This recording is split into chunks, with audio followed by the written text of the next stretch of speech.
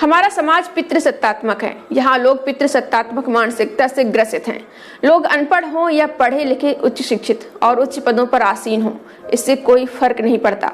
लेकिन सबसे अधिक हैरानी वाली बात तब हो जाती है जब न्याय व्यवस्था और न्यायपालिका में बैठे जज ही पितृसत्तात्मक मानसिकता से ग्रसित हों। आए दिन हमें जजों के ऐसे फैसले व टिप्पणियां सुनने को मिलती रहती हैं जो पीड़ित महिलाओं को अपमानित करने वाली होती हैं, जिससे पीड़िताओं का न्याय व्यवस्था से भरोसा उठता है और वे और भी ज्यादा प्रताड़ित और ठगी हुई महसूस करती हैं। जब न्याय करने वाले ही अन्याय करते हों तो महिलाओं की दशा कितनी दयनीय होगी समझा जा सकता है। दिन प्रतिदिन अधिकारों व आजादी की बात करने वाली महिलाओं के प्रति नफरत बढ़ती ही जा रही है। ताजा विवाद महाराष्ट्र के पुणे की जिला अदालत में एक मध्यस्थता सत्र के दौरान जज के बयान को लेकर है, जब जज ने महिला पर बेहद घृणित टिप्पणी की। और ये सब तब हुआ जब एक महिला जो घरेलू हिंसा की शिकार होने का दावा कर रही थी, वो अपने पति के खिलाफ न्याय की गुहार लेकर अदालत पहुंची। लेकिन मध्यस्थता के दौरान जज ने उससे ऐसे सवाल पूछे जो बेहद हैरान करने वाले थे। जानकारी के मुताबिक जज ने महिला से पूछा, अगर वो बिंदी और मंगलसूत्र नहीं पहनती है तो उसका पति उसमें दिलचस्पी क्यों लेगा। मतलब जज का कहना था कि शादीशुदा महिलाओं को हर वक्त मंगलसूत्र और बिंदी पहनकर रखना चाहिए, वरना न पहनने पर ये पति के साथ क्रूरता है। असल में बार एंड बेंच की एक ऑनलाइन रिपोर्ट के मुताबिक ये मामला तब सामने आया जब सोशल मीडिया प्लेटफॉर्म लिंक्डइन पर अंकुर जहांगीरदार नाम के एक यूजर ने इस घटना के बारे में पोस्ट किया। इस पोस्ट के मुताबिक पुणे जिला अदालत में मध्यस्थता कर रहे जज ने महिला से कहा कि मैं देख सकता हूं कि आपने मंगलसूत्र या बिंदी नहीं पहनी है। अगर आप एक विवाहित महिला की तरह व्यवहार नहीं करती हैं तो आपके पति आप में दिलचस्पी क्यों दिखाएंगे। जज की ये टिप्पणी सुनकर पीड़ित महिला असहज हो गई। इस मामले के अलावा जहांगीरदार ने एक अन्य घटना का भी जिक्र किया। उस मामले में एक दंपति के भरण पोषण विवाद में जज ने महिला को लेकर अपमानजनक टिप्पणी की। उन्होंने कहा कि अगर कोई महिला अच्छा कमा रही है तो वो हमेशा ऐसे पति की तलाश करेगी जो उससे ज्यादा कमाता हो, लेकिन एक अगर अच्छा कमाने वाला पुरुष शादी करना चाहे तो वो घर में बर्तन धोने वाली महिला से भी शादी कर सकता है। देखिए पुरुष कितने लचीले होते हैं, आपको भी कुछ लचीलापन दिखाना चाहिए। इस बयान के कारण महिला खुद को अपमानित महसूस करने लगी और अदालत में ही रो पड़ी। बार एंड बेंच से बात करते हुए जहांगीरदार ने कहा कि ये घटना बेहद दुर्भाग्यपूर्ण थी। उन्होंने बताया कि ये मामला अभी अदालत में लंबित है और मध्यस्थता के दौरान जज की इस तरह की टिप्पणी से महिला को मानसिक आघात पहुंचा। वहीं इस पूरे घटनाक्रम को लेकर सोशल मीडिया पर तीखी प्रतिक्रिया देखने को मिल रही है। कई लोग न्याय प्रक्रिया में महिलाओं के प्रति संवेदनशीलता की मांग कर रहे हैं। अब क्या मंगलसूत्र न पहनना मानसिक क्रूरता है? आइए जानते हैं। बता दें, ये पहली बार नहीं है जब भारतीय न्यायपालिका ने मंगलसूत्र को इतनी गंभीरता से लिया हो।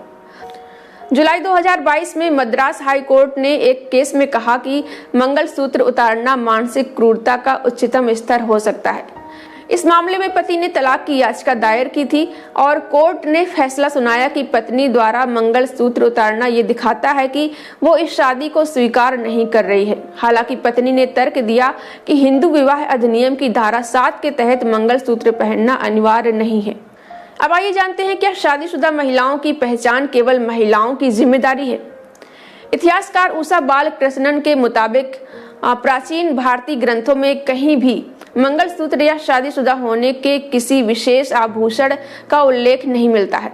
हालांकि 4वीं या 5वीं शताब्दी ईस्वी में पवित्र धागा पहनने की प्रथा शुरू हुई थी।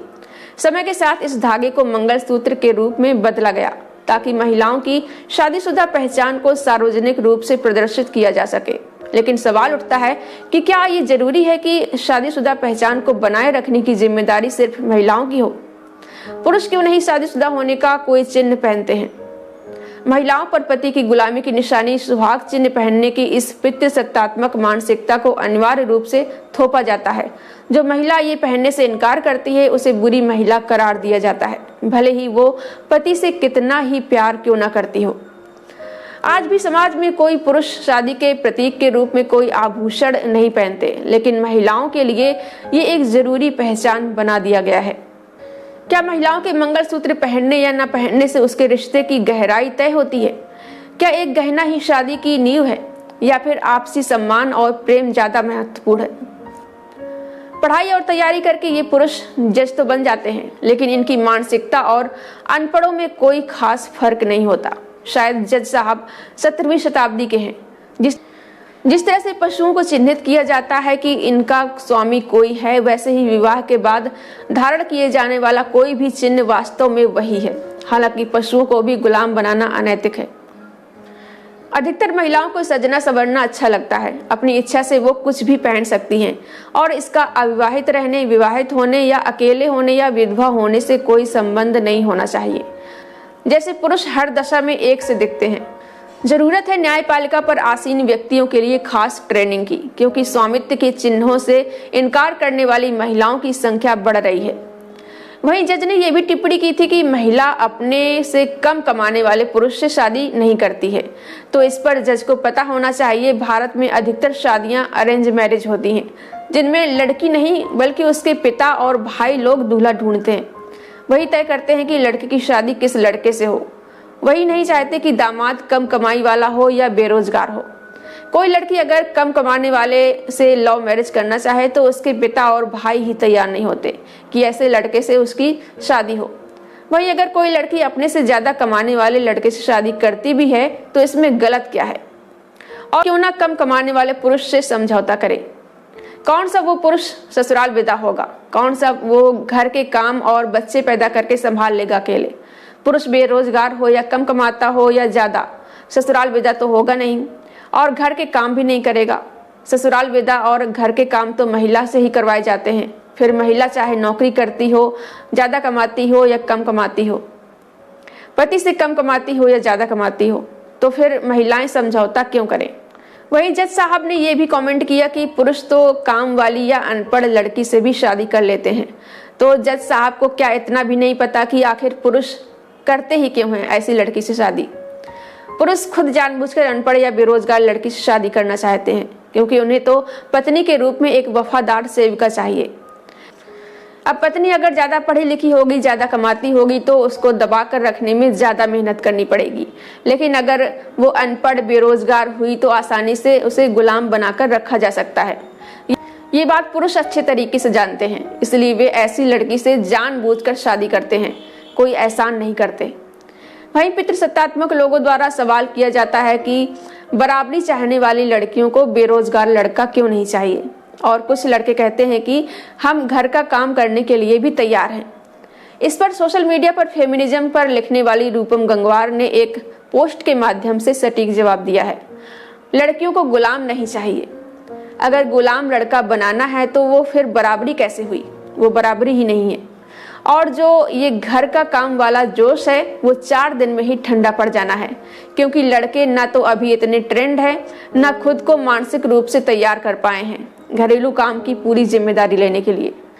इसके अलावा सबसे जरूरी बात, लड़कियां बेरोजगार से शादी करें इस उम्मीद से पहले लड़कियों को पैतृक संपत्ति, विरासती घर, पैतृक बिजनेस, वो सब पावर और पहचान तो दी जाए जो पिता से लड़कों को स्थानांतरित होती हैं। जब ये सब लड़कियों के पास होगा तो वो भी कमाऊ लड़के पर फोकस नहीं करेंगी। पैसा और पावर उनके पास होगा ही, उन्हें बस चाहिए होगी शरीर और जीभ के स्वाद की संतुष्टि। तब लड़कियां भी लड़कों में देखेंगी बलिष्ठ और मजबूत मसल्स कि कौन पुरुष यौनिक रूप से ज्यादा सुख दे सकता है, इसकी छांटबीन करेंगी, जैसे पुरुष देखते हैं लड़कियों की शारीरिक सुंदरता। अगर पढ़े लिखे और नौकरी करते लड़के में ये मिल जाए और ऊपर से उसका बाप मोटा दहेज देकर अपने लड़के का ब्याह कर जाए तो ये सोने पे सुहागा। वरना लड़कियां अनपढ़ लड़के से भी ब्याह कर, औरत पढ़ी लिखी तो ब्याह लाई अनपढ़ को भी, मर्द पढ़ा तो सैकड़ों को रिजेक्ट किया, ये कहकर गर्वित हो लेंगी। हालांकि इन सवालों से फेमिनिज्म एग्री नहीं करता है। एक को शासक दूसरे को शोषित रखना इक्वलिटी नहीं है। फेमिनिज्म बराबरी की बात करता है। अगर लड़का कमाऊ नहीं होगा तो हो सकता है फिर उसका शोषण हो जाए, पत्नी के द्वारा उसे नीचा दिखाया जाए। ये स्थिति रिश्तों में खटास पैदा करेगी। या मान लो पत्नी ना भी नीचा दिखाए तो हो सकता है लड़का खुद ही कुंठा या हीन भावना का शिकार हो जाए और पत्नी पर तानों की बरसात करे। परिणाम में फिर वही रिश्ते खराब।